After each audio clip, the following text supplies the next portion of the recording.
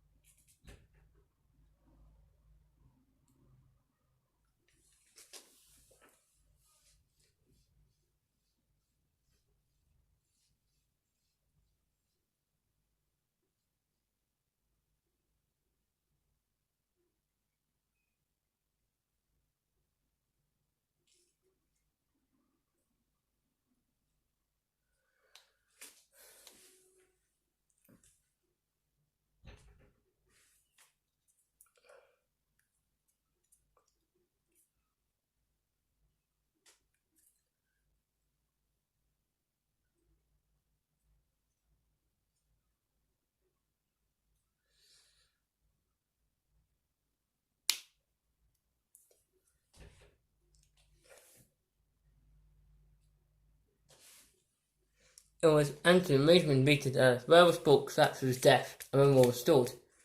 But not before they burned down the Basilica in London for good measure. Rome was clearly determined to prevent Britain from becoming a seat of potential global power again. Because the province was split into 5 independent regions, just 2 decades later, the governor of each province would no longer have control over the local military.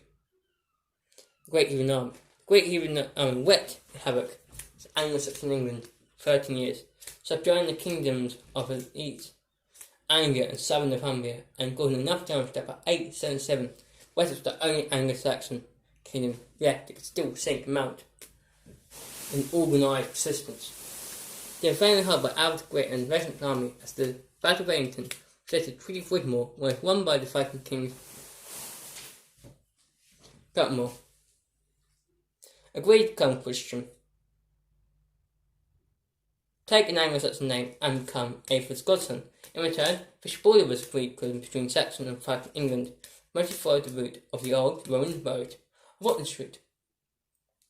The area of royalty and control became known as the Danelaw, and the marks of Falcon control and settlement still received the influence of Norse post colonies in north-western England. Danelaw lasted over nearly 100 years. Coming to an end where Eric Branshaw, Viking King of York, died in 8954, Norman conquest. The Vikings also played a big role in William Conquest's invasion. A century later, though this something they didn't intend to, King Harry of England had just defeated the King Harry of Norway outside York. When he heard that another claimant to the English throne, Duke of Normandy, had landed in southern England, he left some of his army behind and went to meet him.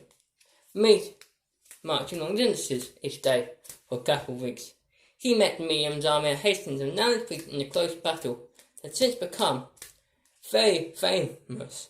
He died in the field of battle, for the story of him being hit in the eye of the admiral is likely untrue. For William was now secure in his legal right to be king. The other 2, Major Clements, lying dead. He was by no means secure on the throne and faced almost consistent rebellion for the next 6 years.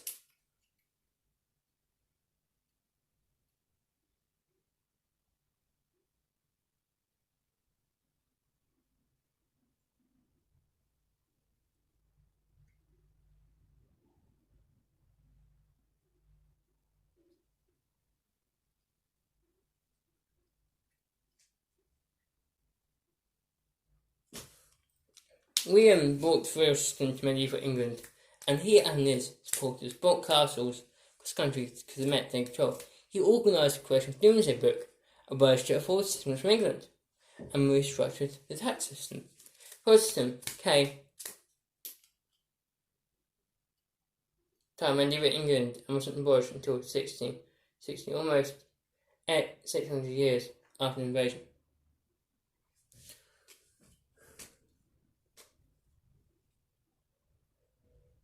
Mahony's vision. Prematurely, sometimes known as Empress Mount, was the person chosen for to succeed his father, Henry I. He died in 1135. However, her cousin, Stephen, had more support among the barons, so he was able to seize the throne. Matilda had support of her half-brother, Brother Gloucester, one of the most powerful man in the kingdom, and he supported her when he tried to set their claim. A thrown-out civil war began, which lasted 15 years and then became known as the Anarchy. Matanda saw some initial success, but routinely failed to gather allies of support. She was elected the Lady of the English in Westminster in 1141. But often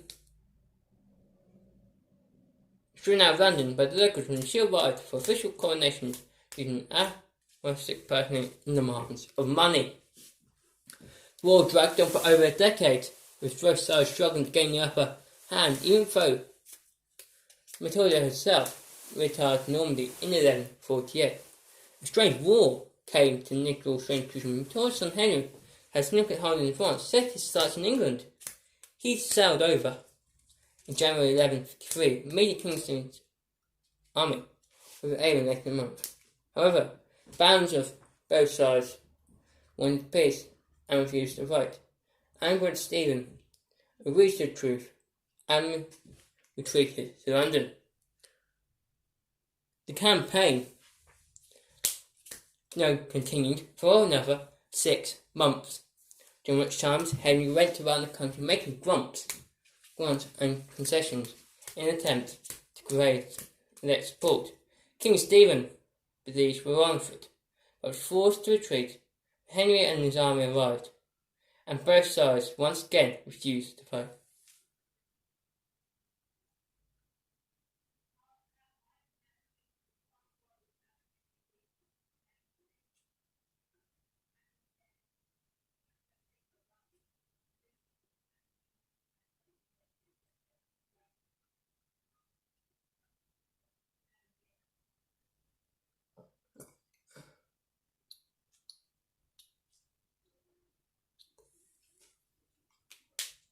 A peace was signed shortly after, in which Stephen further conceded defeat by a group, being adopt Henry as a heir, and leave his kingdom to him rather than his own interest on his death.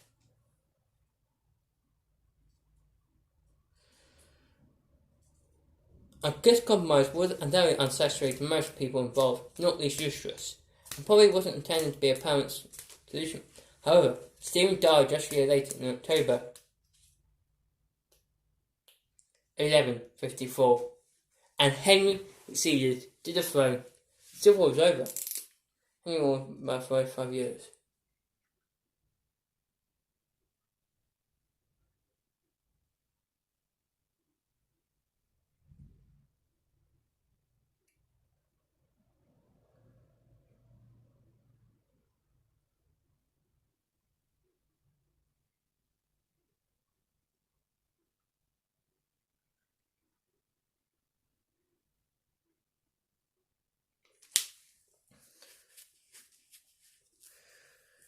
As both Morton's invasion, King and Consul Elizabeth enjoyed a healthy and moral relationship with her husband, King Louis II, for most of her life. That changed, however, when he sent an ultimate commission to France in 1325. She refused to come home and remained unswayed by her husband's pleas and threats. The King of France, who was her brother, refused to force her to return. This was a big problem for the British king, especially because she had a son and heir, Edward of Windsor, with her. By the time King Edward was controlled by huge Stephen the Younger and his father, who were using their influence to extort and bully people out of their lands. The king was widely popular, and Elizabeth loathed this prince. She seems to have entered a relationship with another enemy by the king, Richard de Mortimer. They plotted together to seize the kingdom from Edward, and September 1326, they landed in permanent post in Suffolk, with an army they raised in Hunt. Edward originally intended to visit her in London, but fled the city some days later when many royals declared her their support for Isabel. The campaign was brutally short. Edward fled away as the younger defender, likely hoping to take refuge in the Sinsplancer whole lands there, but he was chased down and captured between Casper and Neath in November. Less than 2 months after the invasion began, he was murdered and further defenders were executed. Edward VI's invasion.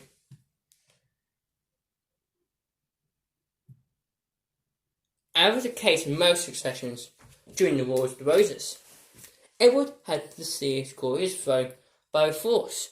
A member of the House of York, he and his allies defeated the Lancashires in 1461. He owed most of his success to Edward Neville. I will look.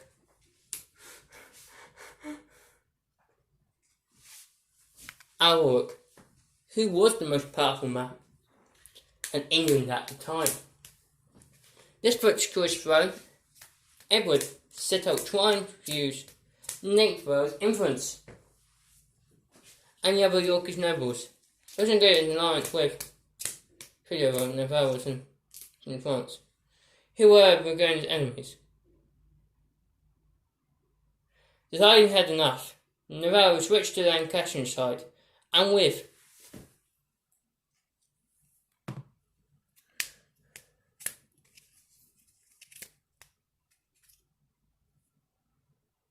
and the backing of the King of France invaded England in 1470, quickly supported most of southern England and became Edward and his supporters traitors. Edward was forced to flee the realm as Lancastrians returned to England and reclaimed his states.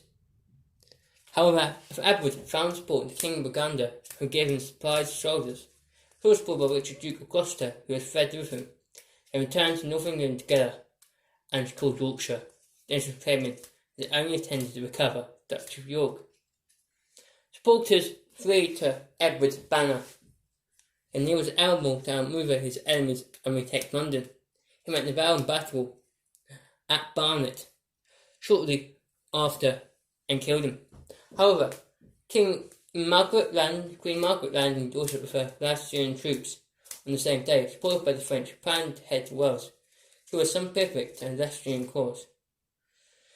After a series of reinforced marches, including one which was army covered 64 kilometres in a single day, Edward called up with Margaret's army at the Battle of Tewkesbury in 1471, which he crashed. The Lancastrians, nearly all the leaders, were killed in the battle, executed after. The Lancastrians never fully recovered, and Edward was secure on his throne until his death in 1483. The raid in Mac Bay. July 23, 1593, a small Spanish army of 600 men landed in Cornwall. For a nation that thrilled itself with its naval strength, especially after Cicero's suspicion of Spanish army 7 years before, did what started itself to the English, and it was about to get worse. The town of Morsel was bombed by the siege by the Spanish fleet, but the soldiers advanced in the village of Poole and burned it down. Then they moved on to Mount Bay itself and sieged that and burned the village of Newham. Their family complicated. While on the way to the town of Penzance by the 500-strong local military, who blocked them at the beach, threatened by the Spanish ships and the soldiers who had planned to front them. The military fled, and the town of Penzance was sacked. Some 400 houses were destroyed, and the Spanish house mass an open day ordered to site nearby, and the Spanish leader promised to build a church on the suburb. England was conquered. But tell us how confident they were. The local military began to reform, this time in larger numbers, but the Spanish already had what they came for. This laid the way of August the 4th, having not lost a man. Queen Elizabeth, was rattled by the raid, and the government organised a nationwide survey of the country's defences, as well as the widespread retaining of the military of the West Country and barricading the local ports. But the country mostly survived the much bigger Armada that came 2 years later. This was only due to a storm in the Channel. The Armada was made of roughly 14,000 men and could have done considerably more damage. The raid on Medway. In June 1667, the Dutch fleet sailed up the River Medway to England's main naval base and shot and destroyed 13 English ships, with saying HMS Unity and the Pride of the Royal Navy, HMS King Charles. It was the most major naval defeat in English history and had wide ramifications. Samuel Pepys, who was then Secretary of the Navy Board, thought it would be the end of the monarchy. The English Navy lost 3 of its 4 big ships. The other, HMS Royal Sovereign, was only spared because it was in Portsmouth at the time. The raid itself began with the capture of the fort at Sheerness, which was in the process of being rebuilt. A massive iron chain blocked ships from advancing further down the river, but the Dutch brought it down and defeated the 3 warships that were guarding it. 3 vessels had been sunk across the river to prevent further access, but one sank in the wrong place and leaving a gap for the Dutch fleet to exploit.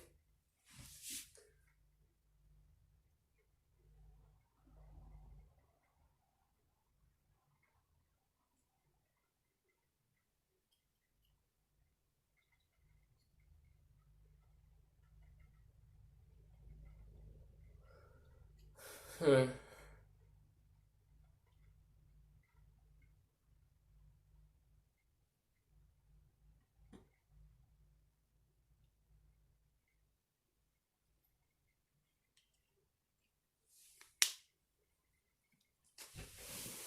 Dutch. Then came the four of England's largest ships, including the flagship, the Royal Charles.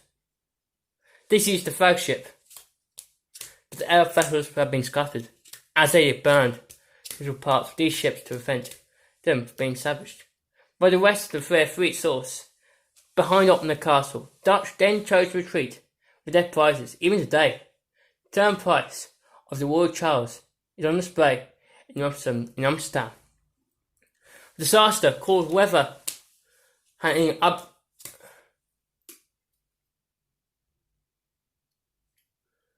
in England, especially in London, where many of the wealthy moved out to go together, talking their vows with their stem. The government was desperate for peace, and the Treaty of Breda was signed just over a month ago.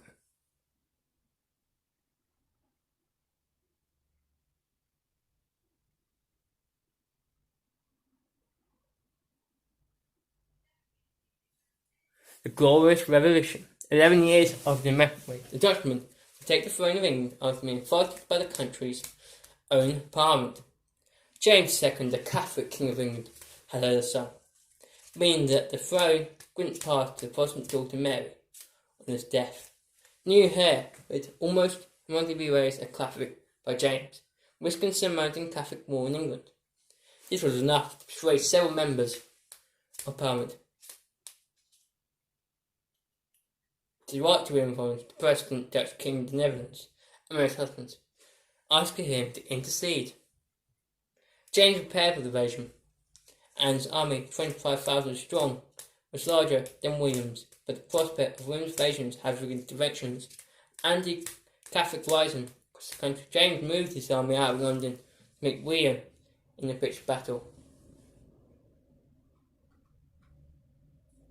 But he retreated back to the capital before the two forces met. Immediately, James realised the feasibility of his opposition and decided to flee the country. Burnley originally intended to claim Mayor Michael William as his consort. William and his followers pushed Parliament into recognising them both as joint monarch. For the first and only time in British history, in return, William and Mary signed the Bill of Rights, which serves the foundation of monarch British constitutional practice. That's the end of my 3 days. I'll be back tomorrow with another top 10.